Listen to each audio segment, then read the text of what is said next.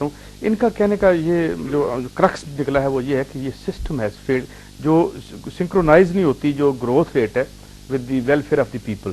یعنی نیچے ڈیوسٹیشن ہوتی ہے, اوپر growth, and growth rate has nothing to do with ان کی. جو اگر ہم اوور آل اس کا دیکھیں تو یہ ان کا مقصد یہ ہے کہنے کا کہ نظام جو ہے وہ اس طرح سے اب تخلیق پا گیا ہے, جو چل رہا ہے, جس سے عام آدمی 77%, 77% یا 80% لوگوں کا کوئی رشتہ نہیں رہ گیا. اگر یہ بات درست ہے, پہلے تو یہ آپ ایگری کرتے ہیں, اگر یہ درست ہے تو اس کا مطلب ہے یہ ریڈنڈنٹ ہو گیا ہے. اس میں آپ دیکھیں یہ چینج ریالٹیز ہیں. امریکہ میں جس سے میں نے پہلے گفتگو میں بتایا کہ انہوں نے یہ اتنی چینجز کی ہیں اس کرائسس کو کنفرنٹ کرنے کے لیے, تو انہوں نے امریکہ کے اندر یہ بھی کہا جا رہا ہے سوشلزم ان US, یہاں پہ بینکوں کے اندر پارٹلی انہوں نے اونرشپ گورنمنٹ نے لے لی ہے. یہ امریکن کانسیپٹ نہیں ہے لیکن انہوں نے کیا ہے, یہ نئی ریالٹیز ہیں. لیکن ڈیفینیٹلی یہ ان کی بات سے میں اتفاق کرتا ہوں کہ ہماری developing countries like Pakistan, India, اس کے اندر یہ جو گروتھ ہے, یہ جو اس کے اندر یہ سپرٹس آئے ہیں, اس سے یہ ہوا ہے کہ ہمارے اندر پولرائز سوسائٹی ڈیولپ ہو رہی ہے. یہ جو ہے نا, اس میں جو غربت اور ہمارت کے درمیان جو ڈفرینشیل ہے بہت تیزی سے بڑھ رہا ہے, اور اس کے اندر یعنی کہ آپ کے اندر احساس محرومی بھی بڑھ رہا ہے, جو سوشلی ہمارے لیے اتنی اچھی سچویشن نہیں ہے.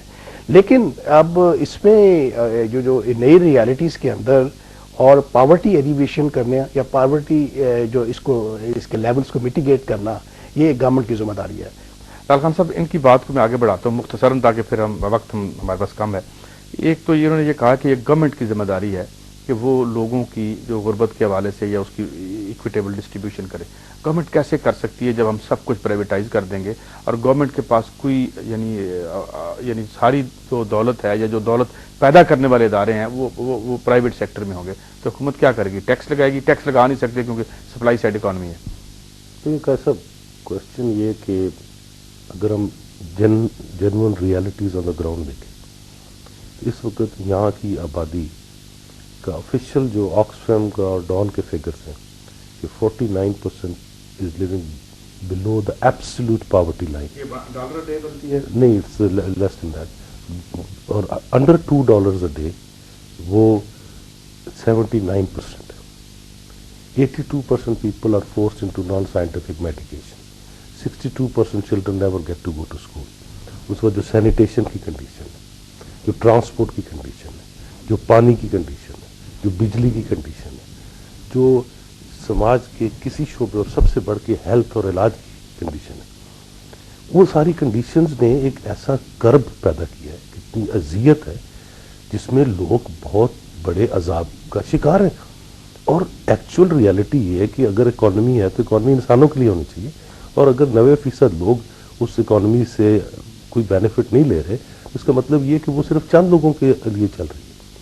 اب کوشچن یہ گورنمنٹ کیا کر سکتی ہے؟ میرے خیال میں جہاں کوئی بھی گورنمنٹ آئے گی, کوشچن یہ کہ جس اسٹیٹ سسٹم پہ, جس اکنامک سسٹم پہ, جس سوشل سٹرکچر پہ وہ گورن کرنے کی کوشش کرے گی, اس میں اتنی گنجائش نہیں ہے کہ اس میں گڈ گورننس سے مسئلہ حل ہو جائے, کسی کی جانبدار ہونے سے مسئلہ حل ہو جائے, کیونکہ سسٹم ایک سائنٹیفکلی آبسلیٹ بیمار ڈیزیز سسٹم ہے, اس میں گنجائش نہیں ہے سوسائٹی کو ڈیولپ کرنے کی.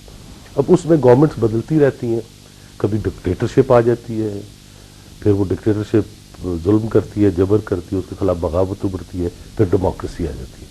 ڈیموکریسی میں جو پولیٹیشینز ہیں وہ ان کے رشتہ دار ہی ہوتے ہیں جرنیلوں کے زیادہ تر, اور انہی کے آدمی ہوتے ہیں. مطلب ابھی اس گورنمنٹ میں پیپلز پارٹی کی گورنمنٹ ہے, سوشلزم پیپلز پارٹی کا بنیادی منشور ہے, اور یہ سب سے اگریسولی سرمایہ دارانہ پالیسیاں جاری کی ہوئی ہیں, اور اس کا پرائم منسٹر جو ہے وہ ضیاء الحق کا وزیر تھا. تو کوشچن یہ کہ وہ صرف سائڈیں بدلتے رہتے ہیں, وہ گیم ہو رہا ہے کہ out of the box solution ہے. ان کے یہ کہہ رہے ہیں کہ یہ اس سسٹم میں رہ کے ہمارے پاس کوئی حل نہیں ہے. بات بڑی دلچسپ ہے, بات روکتے ہیں, وقت چونکہ ہمارا ختم ہو جاتا ہے. اور بہت شکریہ آپ دونوں حضرات کی آمد کا. ناظرین, ایک جو انہوں نے پکچر پیش کی اگلے 2009 کی, وہ آسان نہیں ہے, بڑے چیلنجز ہیں. اور ایک رائے ہماری یہ تھی, جو لال خان صاحب کی رائے ہے کہ اس سسٹم کے اندر رہتے ہوئے شاید اب حل ممکن نہیں رہے. دیکھیں گے یہ سال ہمارے لیے کیا لے کے آتا ہے. اب اجازت دیجیے, اگلے ہفتے پھر ملیں گے. اللہ حافظ.